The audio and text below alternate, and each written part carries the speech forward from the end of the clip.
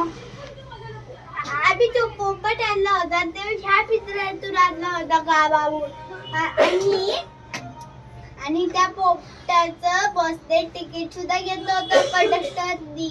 आणि मग तो कंडक्टर बोलला की आता पोपट सीटावर बसू शकतो.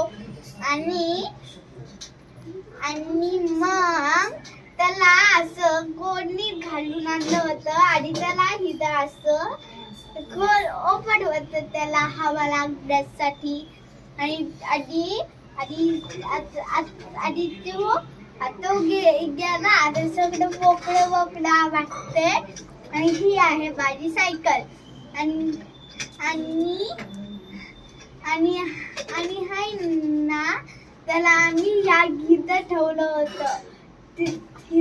होतं त्याला आम्ही तिथं दोरी लावून ठेवली आहे. जागा नाही आहे